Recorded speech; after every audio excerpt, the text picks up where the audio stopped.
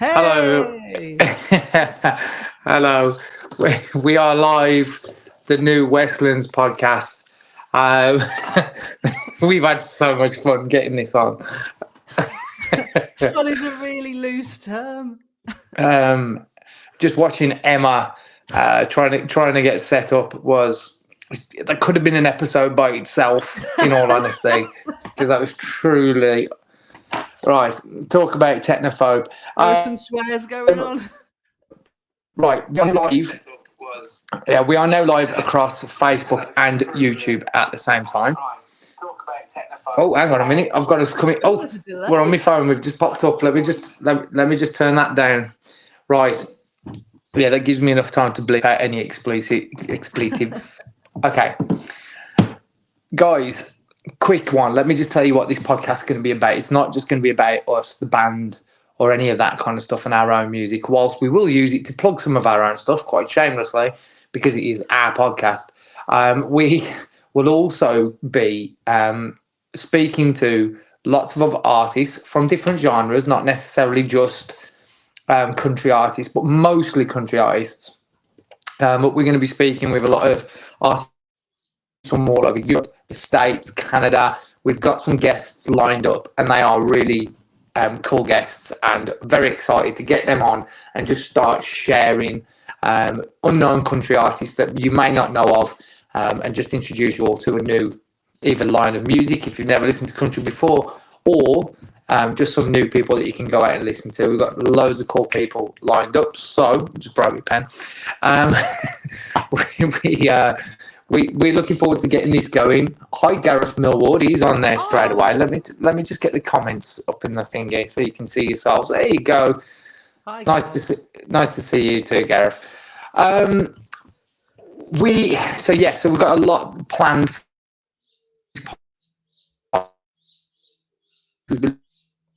stuff, as well as other artists and musicians, industry professionals, people who are experts in the fields of music marketing, producing, mixing, mastering, all that kind of stuff.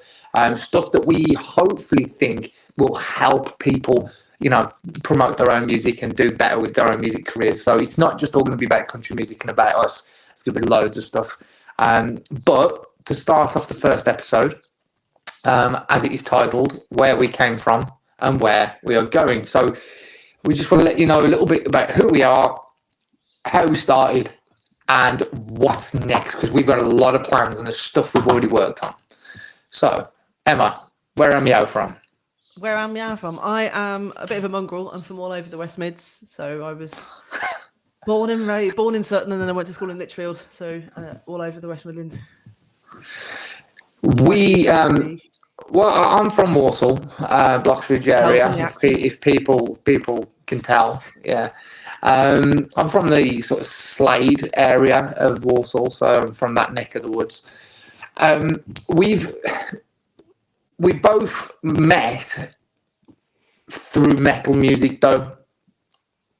So we neither of us did country music per se as a thing before. We've already got our first international viewer. Hi, Caleb, from Kenya. Hello there. Are you a country fan? Caleb, let us know if you are. We met, though, through metal music. We are both ex-rock singers / metal singers. Hi there, we've got another comment. We've got the comments coming in thick and fast. If you've got any questions for us at any point, just drop them in the comments. Yeah, so we both started in metal music. You're in a band still, as well as in this band. Do you want to tell people a little bit about what that is? So the other band's called Cancel Tomorrow, and it's kind of a hard rocking band. That's how we met. We met through the guy who is the guitarist in the other band. I think he worked for you, didn't he, Steve? Yes, I worked with him. So that's how I knew the guitarist from your band, yeah. And then, Steve recorded an EP, some tracks for the other band, and that's how Steve and I met. So the other band's a bit more metal, bit more screaming guitar solos and dual harmonies, but still singing. I can't do that. You're not. Yeah, you're not. I can't do that. You're not a screamo type, are you? No. And I was in a heavy rock band myself previously. Had a bit of a hiatus.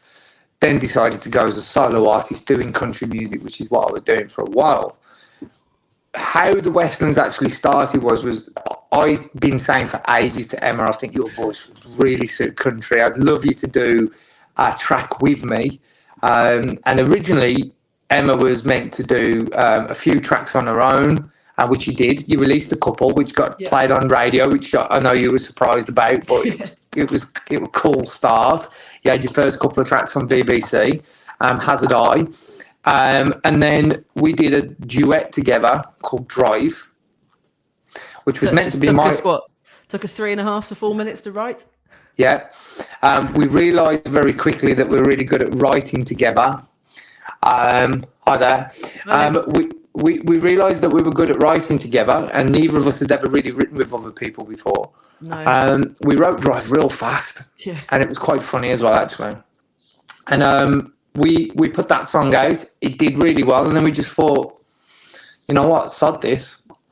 We should do something together. And we had a few other people, didn't we, say that we sounded good together. So we decided to give it a go, and then we formed a little duo initially called the Westlands. And it's just worked out so well because our voices just sound so great together. I think in terms of like pitch, we pitch at the right point. I can just sit on top of your vocals. You can just sit underneath them. It's a great sound. And that's the one comment we get over and over and over again, isn't it? At gigs, people saying our harmonies sound really nice together. Which I was really surprised about as well, because I don't know about you. I've never, in the previous bands that I've been in, I've never had anyone else in the band sing. I was a lone vocalist. So I tried to get Gareth to sing, but he won't do it. Yeah, I'm not sure. I've never heard him sing. I wouldn't know if he was any good. Imagine if he was brilliant, and we just didn't know. Caleb, we would love to come to Africa at some point. That would be up there on my list to go, places to go. So we'd never sung harmonies before. I certainly hadn't really done in the way of harmonies. Now you're the harmony queen. It's a strong title. Emma can just put harmonies on anything within about 4 seconds, which she proved at the Gifford when we did our first real live show together. And we decided to do a song that we have recorded, but Emma's only ever heard this song in the studio. We then played it acoustically the other night, completely different to how we recorded it. We hadn't heard the song since back in February. And yet you managed to ad-lib harmonies, and you even started throwing in some fancy ad-libs, showing off towards the end. Getting cocky. But it worked though, didn't it? It worked. Yeah. It worked out okay. So we started up as a duo, and then we've introduced some band members so we can go out and do this as a full band. So we've got Reese, who makes a lot of noise on the drums. We've got Matt on guitar, and we've also got Jordan on guitar. You'll see a lot more of these guys as we start putting more and more of our content together. We've only just really started going. Thank you very much, Charlie Bear. That's a great little picture as well for your profile photo. I like that. Is that really you? We've got new music coming out, so we should tell people about that. New song, Emma. Yeah. Do you know the new song that we've got coming out? I think so. Yeah. That was another great song. So we, Steve and I, when we sometimes will write in the studio, and sometimes we've got a bit of free time, we tend to spend a bit of time in my kitchen. The kitchen is becoming the place to be, isn't it? It really is. Yeah. We're enjoying the kitchen. We wrote this next one called "I Like Trouble" in the kitchen, and in the space of about 3 hours, we recorded the vocals, did the harmonies. Steve was mixing, doing the mastering. It's a proper little country pop song, this one. Yeah, it's got a great little riff that runs through it as well. I will put a little link to it on our page. If you follow us on Instagram, which is at @_Westlands, I'll put a link in the comments in a bit so you can all just go and find it. If you go and give us a follow on Instagram, you'll see there's actually a preview of the song up now. You can pre-save it as well. So I'll put a link in the description box as well to where you can go and pre-save the new single. Guys, it'd be interesting to know as well, like, we're tying with the idea of doing a lot of covers and actually changing songs. So one of the features we're going to bring to this podcast, and we're going to be bringing out each week, is a cover where we're going to take a song that's not country and we're going to make it country. So we've got the first one lined up. We won't tell you what it is yet, but it's definitely not a country song. No, it's not. It's very far from being a country song, but we've got that to come, which is going to be cool. And then we want some suggestions, guys. So if you've got a song that you really like and you think our harmonies or our voices would go well on it, then drop us some suggestions as well, because we're looking for ideas from you guys as well. And if you drop us one that we really like and we end up recording it and putting it out, we will try and reach out to you and see if we can send you some free merchandise. How does that sound? That sounds like a cracking plan. I think that sounds like a good idea. And we've got new merch out as well at the moment, which it looks cool. Yeah, We've got a show. We should tell them about that too. We've got our first outing as a full band. Yeah, we haven't had much time to practice either, because unfortunately with life, we've had band members on holiday, we've had band members out at weddings, etc., etc. So it's been a bit hectic, but we should finally have everybody. We should have everyone together. Hey. We should finally have everybody together, and we should be a full band for the gig on the 1st of July, back at the Gifford Arms. Again, more information on that if you follow us on TikTok and on Instagram. That's where we tend to do our sort of daily updates. So if you go over there and follow us, you'll see that. I've moi for your tour. Is that someone you know there, Emma? I'm assuming it is. Yes, it is. Yeah. So I'm looking forward to what's to come. We've got some huge way down the pipeline, but we can't really show you any of that, but we can tell you a little bit about it. We have been, we was back in, when was it? February. Back in February, we went to work with producer Mike Krampus at his studio in Sheffield, where he has produced 4 tracks for us that sound absolutely ridiculous. They sound huge. Like, Mike played on most of it as well, and he's just a joke. The tracks sound incredible. From what we've heard so far, we're still waiting on a couple back masters and stuff to be done. But when they come out, there's going to be a big thing around that. So keep tuned for updates on what's happening with those songs. There's 4 of them. We're going to be doing something a bit different and a bit special with those. There may even be a international live stream for that release as well. So look out. I can't wait for people to hear those songs. I cannot wait. No. So one of the questions I had on the Instagram when I put out is some questions that people might want to know about us.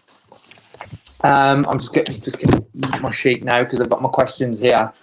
One of the questions was where do we get our musical influences? I know that's a common one to ask, but let's get that one out of the way first of all. Bearing in mind we do country and we're both from metal bands or rock, where do you draw your influences when we're writing? I suppose from feelings, how I'm feeling at the time. So some of our songs can be written and they're a bit introspective because I'm thinking about stuff in life. And other times, if I'm in a good mood, or sort of watch something on telly that's I found funny or it stuck with me, I kind of write around a concept. I quite like that idea of writing around a concept. We tend to do that a lot anyway, don't we? We tend to come up with the title first. Yeah. And then that's it. Then the song tends to come quite quick, doesn't it? Yeah. And writing for us comes quite quick. We work really well together when it comes to writing. I think in terms of like musical influences, in terms of harmonies, I've learned a lot from listening to bands like the Chicks, listening to that kind of like melody line and then the one that goes above and the one that goes below. That's helped a lot. Yeah. For the two of us, for kind of me to learn how to sing around a male vocalist, which has been a new experience. And I suppose for you, learning to sing around a female vocalist. Well, do you know what the weirdest thing is though? Is as soon as when we first started doing it, second you started singing, I just immediately wanted to follow what you were singing, and I was like, that's very high. And I've got so I'm like, why am I trying to do this? I need to stay where I am. And it's a really difficult skill. So I've got a lot of respect now for, some of these top vocal harmony groups where you can hear, and it's so difficult because you're trying to play guitar. We're both playing instruments in this band. So we're playing instruments live, we're singing live, we're listening to what everyone else in the band is doing, and then you've got to listen to this other voice and you've got to be in perfect tune with it. And perfect time. It blew my mind the first time we attempted to do it. Will you be playing your new banjo on the new track? Oh, you better be listening now for that banjo. Although if you follow us on Instagram, you'll see that there was a tragic accident with the banjo. There was a tragic tuning incident that took place, and consequently, I need some new strings. Yeah, head over to the Instagram page to find out exactly what happened to Emma there. Hang on a minute. Angela's saying that she actually saw the we knew it was going to happen as well. We could just tell. Yeah. And that was the exact sound. So yeah, it was difficult. I suppose for me, the way I look at my influences is I'm same as you. I write from the emotion and tone of the song itself. So like if it's an upbeat kind of thing, it makes me feel happy, then I'll write a happy song, which I find even harder to do. It's hard to write happy songs, although we have done a couple. Yeah. All of our songs seem to be quite naughty. Do you know, that's one thing I really enjoyed writing. I enjoyed writing for songs for a boy to sing because I feel like I could be really naughty. Well, yeah, I'm not sure it's just for boys, but really, girls are naughty too. But well, you are. Sorry, a lot of information. Right, we got But yeah, so I think my musical influences growing up, though, and listening to songwriters, and my songwriting style hasn't changed all that much. I think the thing I've loved, and the reason I like country music in the first place, if you don't listen to country music, you should. It's because it's storytelling, and I grew up listening to the likes of Prince, which was probably my number one influence in all of music.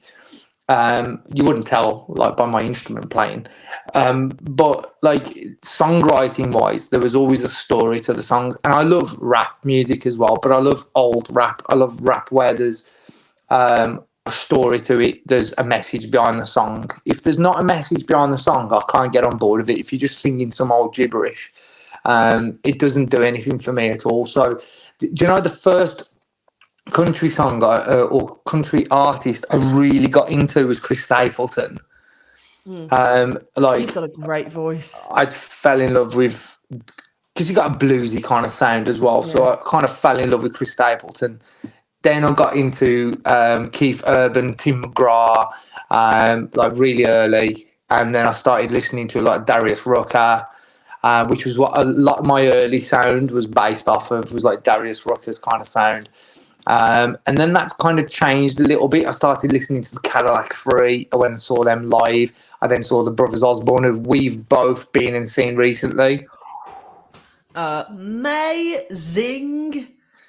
How much did you just like leave that show just being like totally fired up though? Yeah, it was. That was so good. Incredible. If you've never seen the Brothers Osborne live, you must watch them. Like you must, if you get the chance, you must see them. They're absolutely incredible. And I think, and then it was Luke Combs, and then I got hooked on Luke Combs for yonks. But at the moment, I'm mostly listening to Brothers Osborne. Yeah, I'm listening to them a lot since we've seen them. Actually, I'm listening to them a lot. Yeah. I think what I like about them, and I think what we've now started doing with our own music, though, since listening to their music. If you listen to Brothers Osborne, they've got such an array of different types of songs. So they've got like a pop song, then they've got a pop rock, then they've got country rock, and then they've got really bluesy rock, and then they've got Headstone, for example, which just sounds like a big old rock song. So what I like about them is they haven't like pigeoned themselves to a particular sound. Like with Luke Combs, I feel like your Luke Combs song comes on, you know it's a Luke Combs song from the first couple of notes of the music. Whereas with the Brothers Osborne, they're going to keep you guessing for a bar at least until they start singing, and then that big deep voice. Well, that was Sean Connery. What was that? But his voice kicks in, and then you instantly know who it is. So I think we kind of going down that route. Yeah, we are trying to mix it up a little bit in terms of sound. Yeah, it's going to make us more marketable for a wider audience than just the same sound. I mean, look at bands like the Chicks who've been doing it for years. You know, back in the early days, their first couple of albums were proper country, and then after the George Bush comments, the incidents, they had to become a bit more mainstream. And their new albums really, really mainstream, really different. And I know that country audiences haven't been overly enamored with it. I mean, Chicks fans are Chicks fans, and we all love their music, regardless of if there's a banjo or a mandolin or a slide guitar in it anyway. But their new album is so different. Gaslighter is so different to any other album they've released in the past, and it's still hugely successful. Yeah. No, again, you've got to adapt. I mean, there's a lot of people out there. And one of the reasons we're inviting a lot of guests on this show in the future from all over like Europe is there's a lot of people doing country music now outside of Nashville. There's a lot of people doing country music now from outside of America, full stop. And I don't know, for the very old school, hardcore following of country music, how much a lot of people actually like that. Because I seem to get a real mixed response when people are saying like, oh, in some Facebook groups, for example, I get a very strange response. Like they'll say, I had one guy who literally said these words, really like the song. All right, this is his bullet points he put down. Like, I really like the song. Your voice sounds great. He even commented on the steel top guitar playing as well. He said he really liked that was on there. But anything that's not sung in basically a Nashville accent and you ain't from that area, it ain't country. Those were his words. So this is probably my last question that I've got written down here is, what do we think, being from out, we don't have trucks. No. You kind of live in a field. I do kind of live in a field. So you kind of are like in the outback somewhere. You live right by a castle as well, which is kind of cool. Yeah. We don't have trucks. Fishing. We don't go down old dirt roads. We don't go fishing. No. We don't drink from red cups. Oh, I really want to though. And neither of us currently own a pair of cowboy boots. That is gonna change. Oh, somebody stop him, please. I don't know about the hat as well. I need to cover up some of these grey hairs. What do you think? I'm so concerned you're going to rock up in a hat, country boots, and some skin-tight Levi jeans. And what would be wrong with that? You won't get skin-tight Levi jeans over those calves. That is true. That is true. Abnormally large legs. Can we, in the comments section, by the way of vote, cowboy hat or not? What do we reckon? No, get away with it. I currently look like Craig David with these on. Craig David. I can't wait to see the boots. Bring it. Don't encourage him, Ange. Don't encourage him. See, this is what that's the kind of participation I'm looking for there, Angela. You can't do both. He can't wear cowboy boots and a Stetson. He looked like he's walked off the set of a Western. A little holster. All right. But so we got some stuff to do. Lots of stuff. We're gonna have we're also gonna have some segments within these shows as well, where we're gonna be actually uploading new videos in from other artists as well, to try and feature them on the show again, to try and bring you some new music. So we'll let you know in all our different platforms who we're going to be having on as guests in advance. We'll let you know. We've kind of just dropped this one tonight with no warning, so we're surprised there's people on here, to be fair. So thanks for the comments. They really help us. If you wouldn't mind though, guys, if you are listening and you're looking forward to seeing the rest of the episodes that we're going to make, could you please give us, whether you're watching on Facebook or whether you're watching on YouTube, just give us a quick hit on the subscribe button. It's completely free, obviously. Hit a like on the video as well for us, because that will really help out the channel and things that we want to do going forward. And in return, we're going to be bringing loads and loads of content. We're going to be doing loads and loads of giveaways. I might even do a giveaway from this comment section. Caleb's just saying he's just listened to our song. So sweet. Thank you very much. Thank you. Give us a follow, Caleb, and then keep in touch, keep following us. And like I said, we're going to be doing a bunch of giveaways and stuff soon. We love the fact that we've got people from all over. This goes back to my point. Okay, so I was just saying about what's country music to you. That's the question I was about to ask you. How do you define country music when you're not from Nashville? Because we've got a listener here, for example, from Africa. So there's people from all over the world that love country music. So why should it only be owned by one state? No other genre of music is owned by a state or a country. Everyone has a bit of it, so why should country be any different? I think it's a good point. I think country music, it's a state of mind. I don't think it's like you say, I don't think it should be owned by an area. I think country music is storytelling, and it's a different kind of storytelling to rap music, which can be a bit aggressive in that case, but country music isn't. It's harmony, and it's sweet, and it's bittersweet, but it's also easily.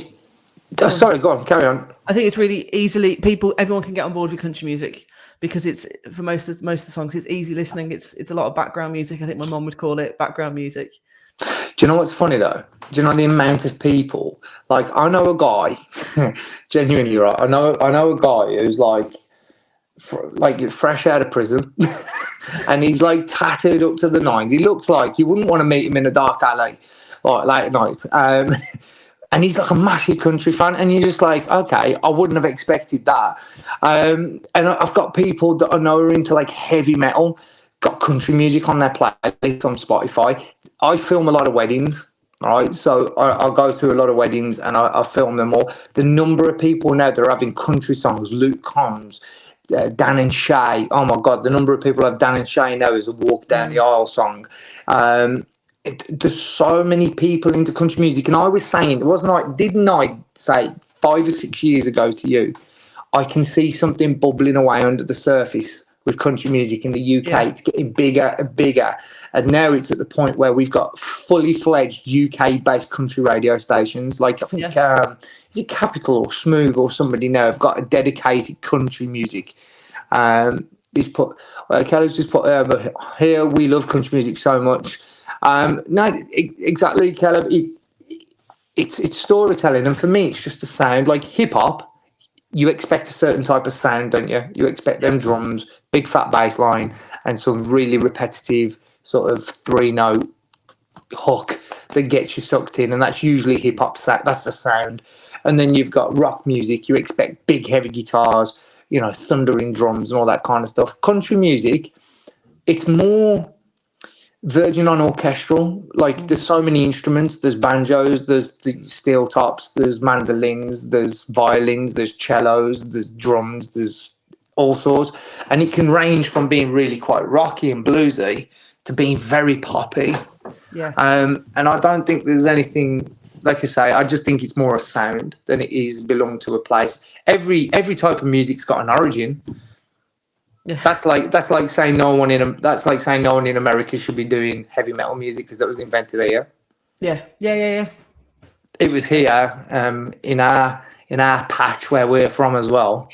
The good old likes of Black Sabbath and Judas Priest, who are local boys to us. But yeah, it shouldn't be just owned by one country. Let everyone else have a go, America. Come on, go on, let's have a go. Get on board, get on board because we're doing it anyway. We love it. We want to be part of it. I mean, and on a scale of 1 to 10, how badly would you love to play Nashville? Oh my God, that's it. Dream's over. Life complete. There's one place, I won't mention it yet. Save that for another show. There's one place I want to play more than anywhere in the world, and if I get to do it, then Carrie Underwood's back garden. I wouldn't need to perform. Just anywhere in the vicinity. Did you see how he stopped talking? Then his brain just short circuited for a second. And, as soon as Vegas, Vegas would be a cool place to play. No, I think mine actually would be Villa Park. Imagine doing a country show at my favourite football ground in the world. I mean, that's a bit sad, I know, but still. Down the road. It is just down the road, but still, it would be a dream. Imagine getting to do that. That would be pretty cool. So anyway, make sure you hit the like button. Make sure you hit the subscribe button.